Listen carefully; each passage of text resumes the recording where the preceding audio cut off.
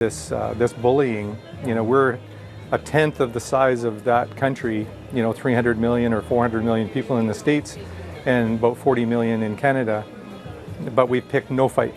But it just keeps. He's proven that he doesn't even respect our country anymore.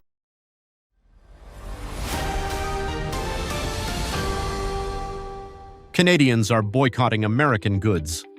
You don't need to protest or go on TV to make a political statement sometimes. All it takes is simply not placing that next Amazon order.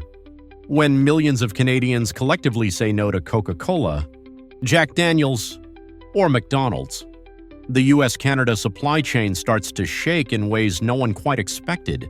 The quiet shift began in early 2025. About 85% of Canadians said they were actively replacing American-made goods with domestic alternatives, and 78% pledged to choose made-in-Canada products whenever possible. This wasn't just talk. Apps like MapleScan and OScanada have been downloaded by hundreds of thousands of users, helping shoppers scan barcodes to avoid American products. The ripple effect is spreading. Grocery stores now feature Canadian-only tags, and coffee shops have started offering Canadiano instead of Americano. Big American brands like McDonald's, Coca-Cola, Jack Daniels, and Tesla are seeing sales drop sharply, some by as much as 60% to 70% in Canada. For many Canadian families, that means spending an extra $5 to $10 each week when choosing domestic snacks or household items over their cheaper US equivalents. Every purchase is starting to feel a little more political and a little more expensive. This soft boycott isn't just affecting store shelves, it's reaching into tourism and logistics too. The number of Canadian travelers heading to the US dropped more than 18% in the first half of 2025, according to the US Department of Commerce. In May alone, personal vehicle crossings at US-Canada border checkpoints fell by 38.1%, the sharpest decline since 2020. That may sound like a traffic statistic, but it's hitting small towns hard. Tourism-heavy areas in states like New York, Vermont, and Washington lost tens of thousands of Canadian visitors, leading to roughly 14,000 jobs at risk in restaurants, hotels, and retail. Based on internal reports from the U.S. Travel Association, even Amazon has pulled back. In the second quarter of 2025, Amazon shut down 7 fulfillment centers in Quebec, cutting around 1,700 full-time jobs tied to North American distribution. This shift might not shake the entire U.S. economy overnight, but for people living near the border or working in freight and logistics, the income loss is real. A single canceled shipping route can mean $250 to $300 lost in wages per day for a truck driver. There are no loud protests or government bans here, just Canadians voting with their wallets. And some American companies are already feeling the pressure. McDonald's Canada saw a 60% sales decline in the first quarter of 2025, especially in provinces like British Columbia and Quebec. According to Restaurant Brands Canada, the company temporarily closed 18 underperforming locations to cut costs. Other well-known brands Heinz, Tesla, Jack Daniels, even Oreo are feeling the shift too, not because they've vanished from shelves, but because Canadian shoppers are increasingly choosing domestic alternatives. In a June 2025 survey by Field Agent Canada, 63% of consumers said they had already switched to Canadian food products, and 47% said they plan to keep doing so long-term. For U.S. factories that once supplied the Canadian market, this means fewer orders. A food packaging plant in Wisconsin, for example, that previously shipped bottle caps and labels to American brands in Canada, saw its orders drop by nearly 40% between April and June 2025. If the trend continues, some smaller operations may have to cut shifts or pause production for weeks later this year to balance out inventory. It's not a full-blown economic crisis yet, but it's clearly wearing down regional revenue and, more importantly, revealing a shift in long-term consumer behavior.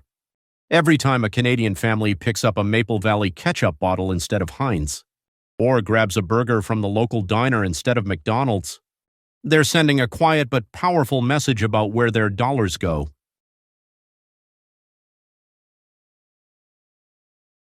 More Canadians come to America than tourists from any other country. Last year, Canadians made over 20 million visits to the U.S. and spent more than $20 billion here. But this year, many are not coming to America, as I saw firsthand on a recent trip to Vermont, right near the Canadian border. Canadian visitors didn't say goodbye, they just quietly stopped coming. No more lines of weekend cars at the border. No more cheerful voices at the outlets and cafes. They left behind unused ski passes and a once thriving cross-border friendship that now feels a little strained. Back in 2024, over 20 million Canadian travelers crossed into the U.S., spending close to $19.8 billion. But by 2025, that number is sliding fast. In June alone, cross-border car traffic from Canada dropped 33%, marking the sixth straight month of decline. At a well-known ski resort near the Vermont border, 30 to 35% of seasonal passes from Canadian guests were never renewed. That's 1 out of every 3 visitors gone, and with them, income for local ski instructors, shuttle drivers, and small restaurants. If you've ever strolled through a small town near the border, places like Plattsburgh, NY or Darby Line, VT, you may already notice stores are quieter, cafes closing earlier, or fewer hands behind the counter. For local motel owners and diner staff who rely on guests from Toronto or Montreal, this isn't abstract, it's lost income day after day. The loss of Canadian visitors isn't just a footnote, it's playing out in real time at the register. In J-Peak, Vermont, a resort that used to see over 3,000 Canadian season pass holders now has fewer than 1,500 renewals, slashing ticket revenue by more than $1.2 million year over year. Local hotels and eateries have shortened hours or closed 2 days a week just to stay afloat. At the St. Bernard de la Colle duty-free shop, once averaging 400 transactions a day, numbers have dropped to under 200, dragging revenue from over $100,000 per day in 2024 to under $55,000 now. One store owner put it plainly, "We're sitting on double the inventory because nothing's moving." Even Vermont Bruco, a local favorite with a loyal Canadian following, saw second quarter sales drop 38%. The reason? A case of their popular IPA that used to cost 25 Canadian dollars now sells for over 36. Thanks to import taxes, about an $8 hike per case. Many customers have shifted to Canadian brands like Molson or Bose, which are cheaper and untaxed. If you're a bartender, cook, or receptionist near the border, you've probably already felt the change: fewer shifts, fewer tips, and too many empty tables where Canadian guests used to sit. With cross-border travel in retreat, towns across the northern U.S. are stepping up efforts to reconnect with their neighbors to the north.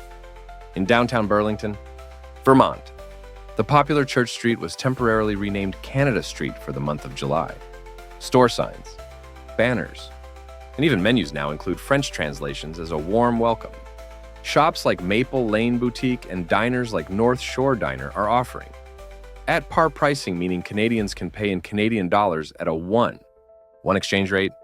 That can save travelers 7% to 10% on purchases enough to turn a $50 lunch from nearly 70 Canadian dollars back down to face value. There's also a new initiative called Free Canada Day, rolling out in towns from New York to Michigan, offering free admission to local attractions, lodging discounts, and special perks for Canadians visiting on July 1st, their national holiday. Some hotels even promote deals like buy 2 nights, get 1 free for Canadians, a savings of $200 to $300 per trip.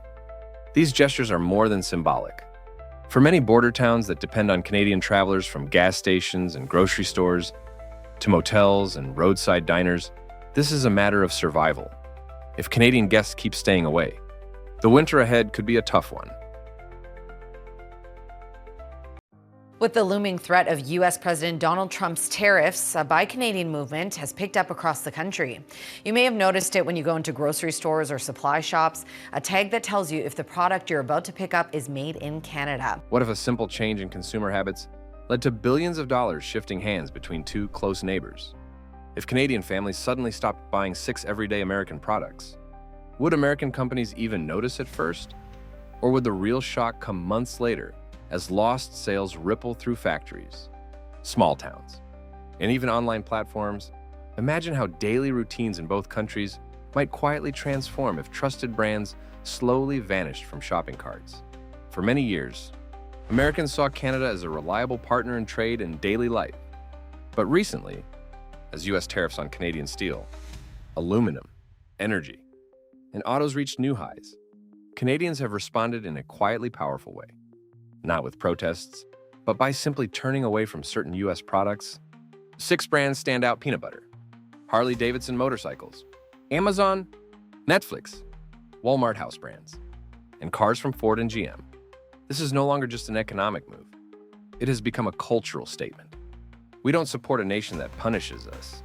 This shift began in the spring of 2025, and by summer, the effect was visible in store aisles across Ontario and British Columbia. For American workers, especially those in manufacturing and retail, each unsold jar or canceled order represents a lost hour of work. If the boycott continues, annual losses for you aside, companies could exceed $2 billion USD, putting pressure on jobs from the factory floor to logistics and marketing teams.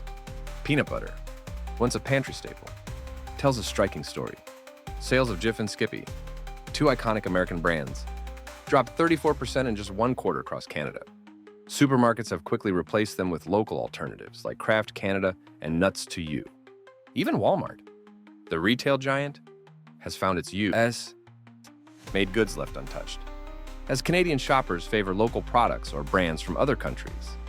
The message is clear for American producers and investors. Brand loyalty can vanish quickly when national pride is at stake. The ripple effect extends to farmers supplying peanuts, workers in packaging plants, and truck drivers moving goods north. If this trend continues, the U.S. peanut industry alone could see export revenues shrink by up to $150 million USD per year. Amazon's Canadian operation took a direct hit. In early July 2025, Amazon suspended services in Quebec, leading to around 700 job losses. While some customers shifted to Canadian platforms or European tech providers, the trust gap grew. Netflix, another household name, also saw subscription numbers fall, as families questioned supporting a U.S. brand in times of economic tension. The tech sector, often seen as immune to politics, is now facing unexpected headwinds. Investors and workers from software developers to warehouse staff could see income growth stall. Projections suggest U.S.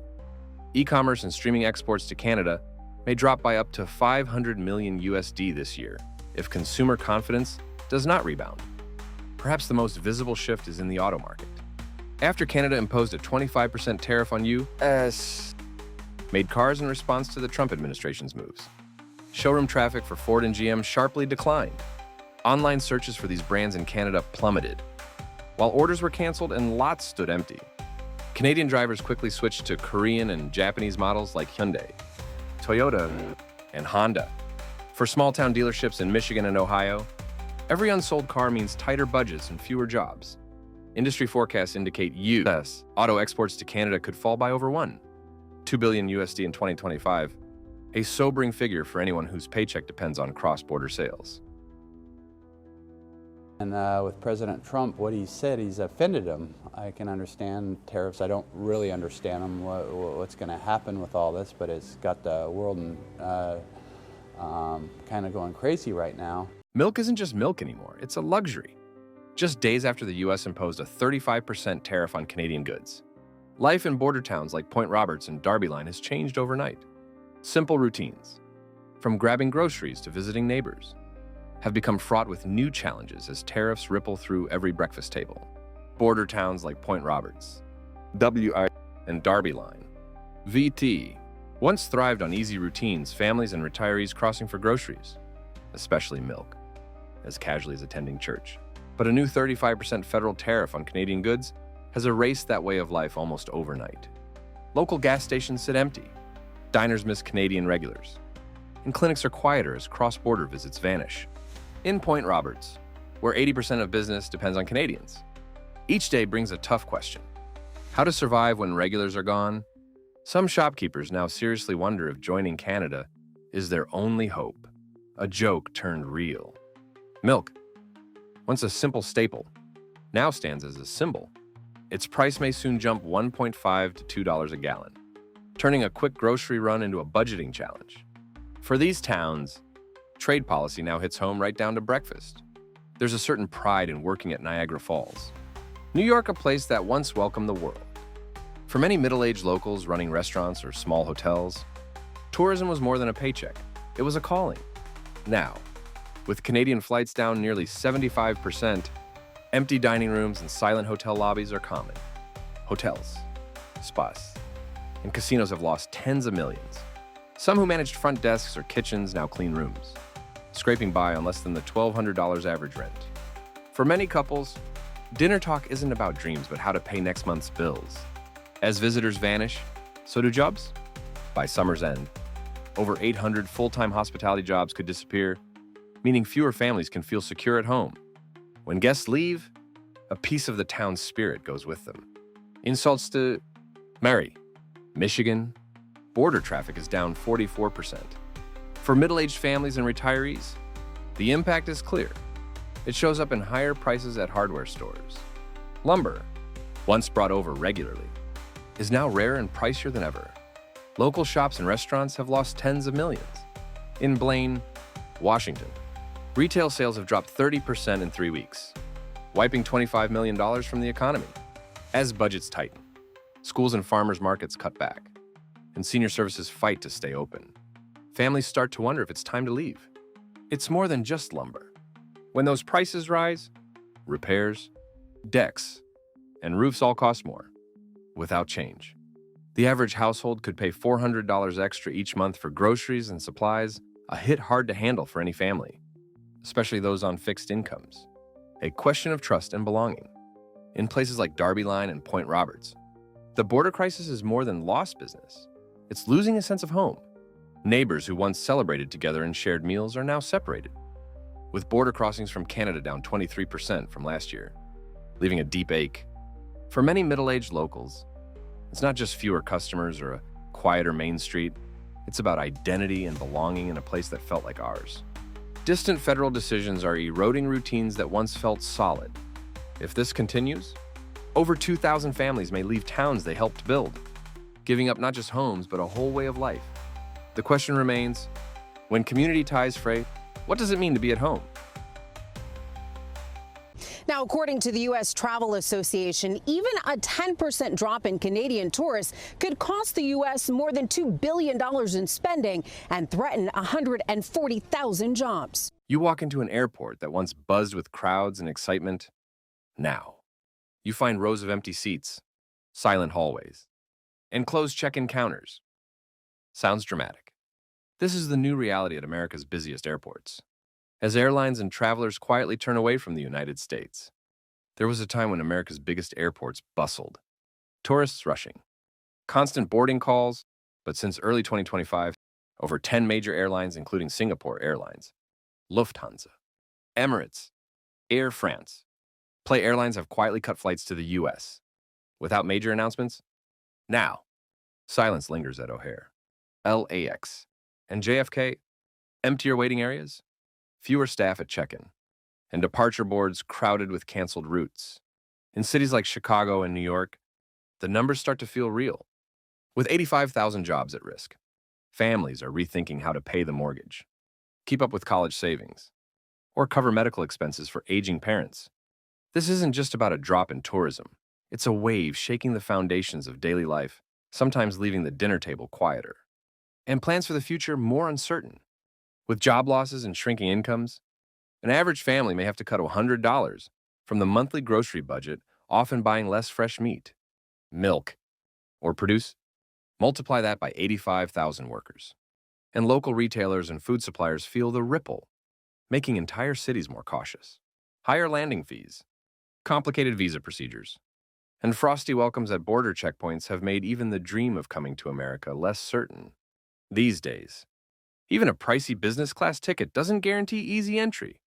Every shift cut, every lost dollar, weighs heavier when there are bills to pay and kids asking for new shoes. With fewer hotel guests, staff see their hours cut sometimes by as much as 6 hours per week. That's $240 a month money that once covered groceries, summer camps, or a weekend meal to unwind from the stress. If this continues, hotel and restaurant workers may need to tighten their budgets even further. Shopping for fresh meat, fish, and vegetables might shrink by up to 20%. That's $50 to $100 less per month for every family working in these industries. Not long ago, travelers from Scandinavia, Korea, the UK, and France would visit America touring colleges, attending conferences, or seeking a new kind of summer. Now, they're picking Canada or Japan, which seem more open and welcoming. With everyday essentials, sales expected to drop by $60 million this year. Shop owners face tough choices: cut staff hours, reduce orders, or explain slimmer margins to employees. Shelves aren't empty, but aisles often are, making it hard to plan or invest. As international visitors vanish, local milk sales could drop 15 to 20% from last year. Store owners may lose $1,000 to $2,000 in monthly revenue, affecting fresh product quality and supply, and possibly raising prices if supply chains struggle. In past years, city lights in places like New York or Miami burned bright, thanks to international visitors renting short-term apartments, packing coffee shops, bringing energy to every corner. Now, as British Airways, Lufthansa, and Jetstar all reduce flights, 1.5 million visits simply vanish. Short-term apartment rents in former gateways to America are dropping by an average of $200 per month. For tenants, it sounds like a win. But for landlords who relied on that income to pay debt or cover medical bills, it's nearly $50 million in lost revenue. Quietly, faith in the American dream slips a little more, not just in the eyes of the world, but even for those who once thought they'd finally found stability. How can we find a way to support each other? And then in addition to that, find a way to get to new markets.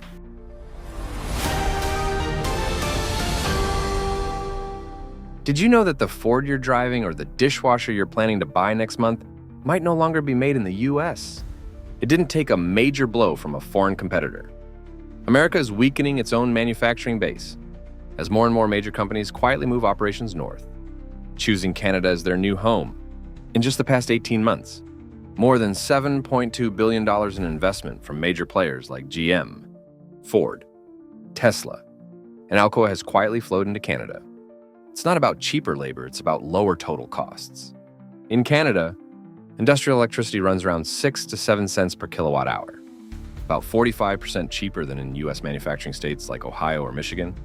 Add to that, the faster approvals getting a factory built in Canada takes months, not years like it often does in the US, especially for industries like clean energy or battery production.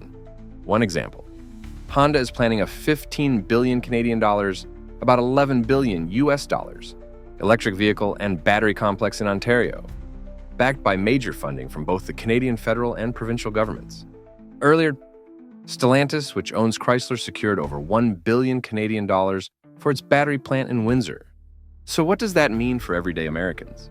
It's simple. Jobs that might have landed in Michigan or Georgia are now heading to Canada. Each complex like Honda's can mean 3,000 to 4,000 jobs, gone from the US, not just factory jobs, but construction work, parts suppliers, and shipping and logistics roles. If you live in a town that's long relied on industry like Toledo, OH or Flint, MI losing a plant might mean fewer diners staying open, daycares shutting down early, or even local home prices falling because no one's moving in anymore. The US decision to raise steel tariffs to 50% has already triggered a real spike in material costs.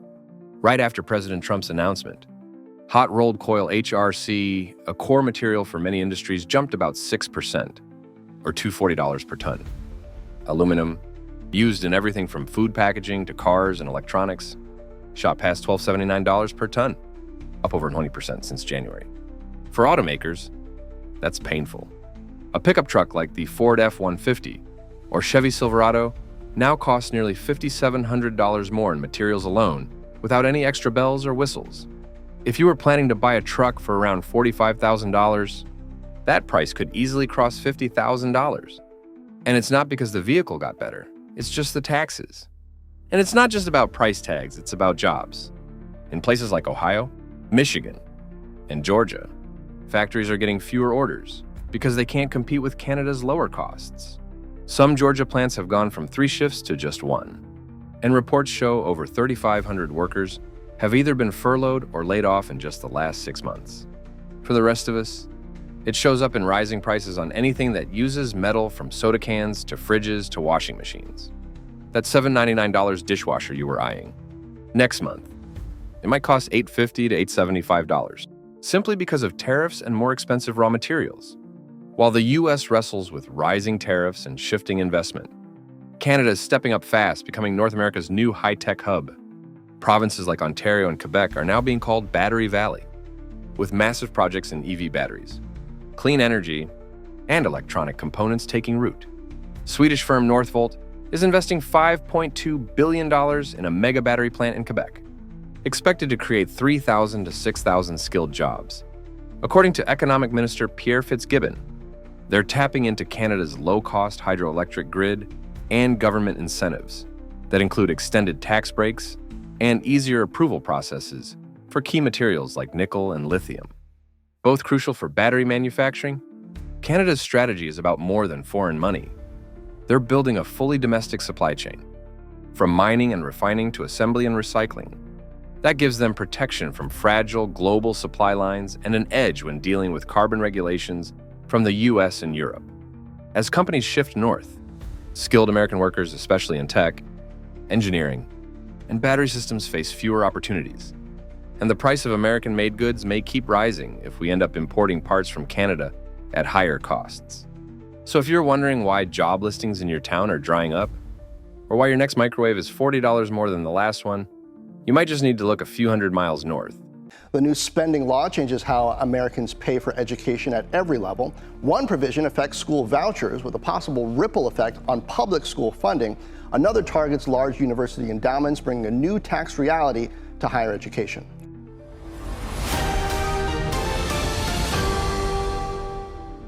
You might get a few $100s back for giving to charity, but you could also lose thousands if your child is aiming for a top university. Trump's new tax law is changing how we fund both education and our communities. The real question is, who stands to benefit and who could be left behind? Starting in 2027, the One Big Beautiful Bill introduces a dollar-for-dollar tax credit up to $1,700 a year for donations to K-12 private school scholarship programs. This replaces the old system of regular deductions. With no federal cap on the total credits available, some experts estimate the government could end up covering as much as $100 billion annually. For families with no children in private school, this means public school funding may take a hit, especially in programs supporting students with disabilities. For example, if a student needs an aide at $20 per hour, budget cuts might reduce that support, directly affecting the classroom learning experience.